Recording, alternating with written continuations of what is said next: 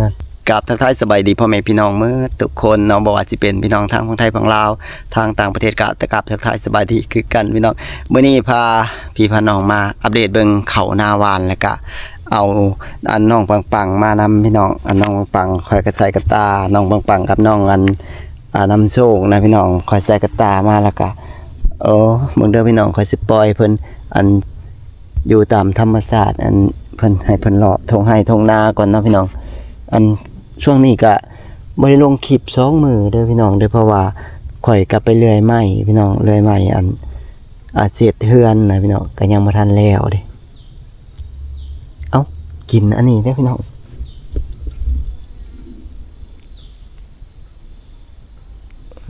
กัดเขาข่อยได้ถ้ามื้อนี้พี่น้องถ้ามันใหญ่นี่มันสิกัดกินนั่นอันต้นเขาเด้นะกินหญ้าน้ำเล็บเนาะถ้ามันใหญ่ เบิ่งอันช่วงนี้พ้นกระตกได้พี่น้องตกวัง2-3 มื้อมาแล้วเพิ่งได้ดินมันกระซุมเขาค่อยกระออกห่างๆนะพี่น้องอันยาฆ่าหญ้าก็บ่ทันได้ฉีดพี่น้องโอ้ยสิได้กินบ่นี่อันช่วงซ้ำนี้นี่บ่ฮู้ว่าสิฉีดยาหยังดอกพี่น้องพุ่นออกมาแล้วแถวนั้นขึ้นไปทางหายเทิงมันออกมาแล้วแต่ว่าแล้วเบิ่งในกล่องก็บ่เห็นคือเห็นแต่ดินพี่น้องให้นะก็ช่วงค่อยว่านแล้วมันแดดพี่น้องมันแดดมันก็หยุดชะงักไปมันก็บ่ได้ออกเบิดแล้วแท้นั้นพี่น้องแต่ออกห่างกะบ่ฮู้สิได้เพิ่นซำใดดอกพี่น้องปีนี้เบิ่งอีน้องอันปังๆค่อย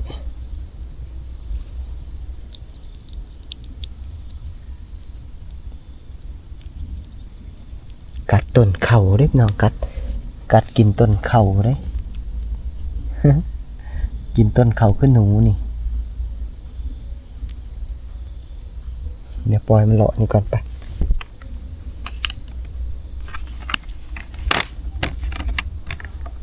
ปล่อยน้องปังเลาะนี่ก่อนพี่น้องมาเบิ่ง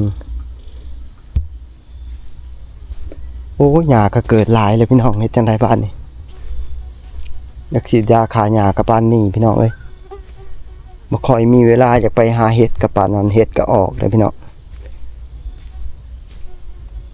เห็ดนาก็ลงทุนแพงพี่น้องปีนี้ครับ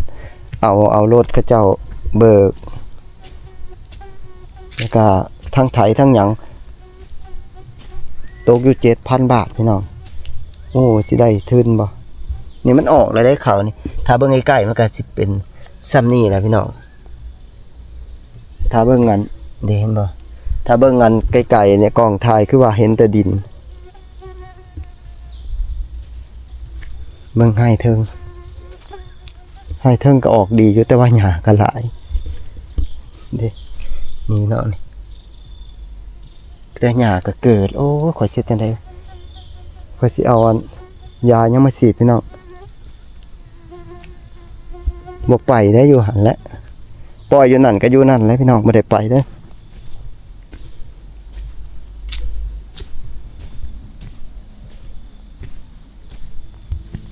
จักมือใดสิได้อันมาฉีดยาอีกนี่พี่น้องโอ้ยเมื่อยได้ค่อยไปอันเลื่อยไม้พี่น้อง2 มื้อยังบ่แล้วอยู่แต่ว่ามื้ออื่นนี่บ่ได้เลื่อยดอกพี่น้องสิพักผ่อนก่อน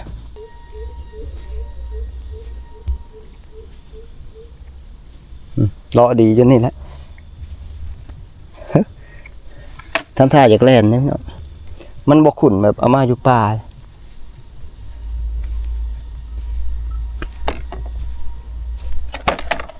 มาพี่ไว้เร็วมาเร็วไปเมื่อไปคำเลยไปมาปังมามาไว้มาเร็วลูกมาเร็วมาโชคมาเอาไปโชคมาเร็วไปเมื่อมาขับตามมาไว้มาพี่ปังมาไว้โอ้ยไปมาพี่มาเร็วไปมาสิจับเข่ากงนี่พุ่นมอนั่นยังอยู่พุ่นเลยไปเมื่อมาไว้มาโชคมาโชคเร็วมาไว้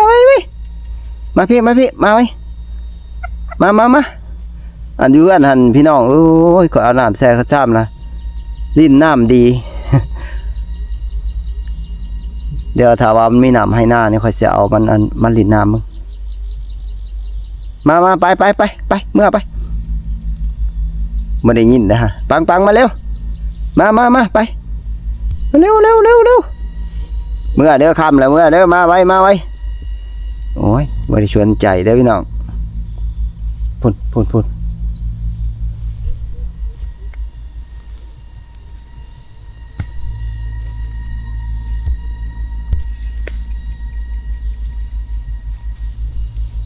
เมืองมันหากินยังบ่เจ้าว่ามันสิหายังแบบนี้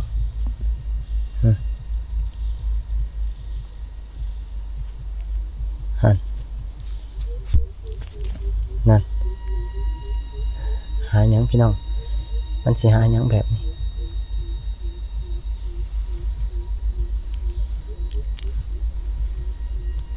จักรใหญ่มานี่ก็หาหนูมาจาก หาหนูเป็นคือกันมาจากพี่น้องมันใหญ่มานี่เบิ่งมันไปมันดมไปอยู่ใส่แล้วตัวนี่เปลี่ยนมาอีกแล้วกูไปทางไหนดอกเลาะยังอยู่นี่ คือกูไปมองไม่เนี่ยโอ้แลนแล้วเพิ่นได้กินอย่างวางดีวะไปเมื่อไปคำอะไรไปดมกินหาไปเมื่อมาคำเลยไปมาหมอนั่นมาไว้โชกมาไว้มาเร็วมาโอ้ยปลาอยู่นี่สะบ้อมเอิญเศร้าจังสิมาเอานี่มาไว้มาเถิดมาเร็วมาให้จับเนี่ยมาไปหันมึงเนาะเดี๋ยวสิไปใส่จับตัวหนึ่งได้กันยังตัวหนึ่งจับตัวหนึ่งได้กันยังตัวหนึ่งโอ้ยโอ้เอาตามาใส่ก่อนพี่น้องเอ้ย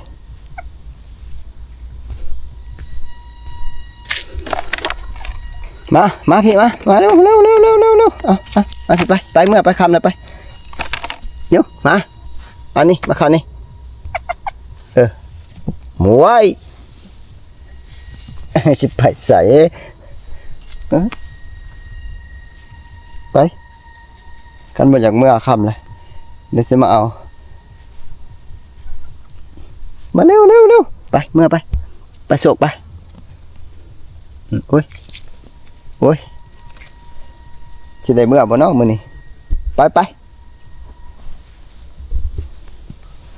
หาอีหยังบัดไปมาเร็วนี่ข้าวกระตาจะดีมาไว้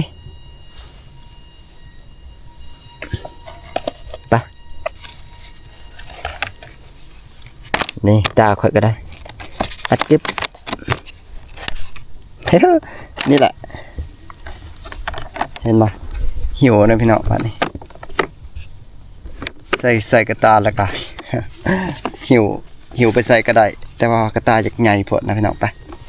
เมื่อพี่น้องเนี่ยค่ำละตะเวนตกดิน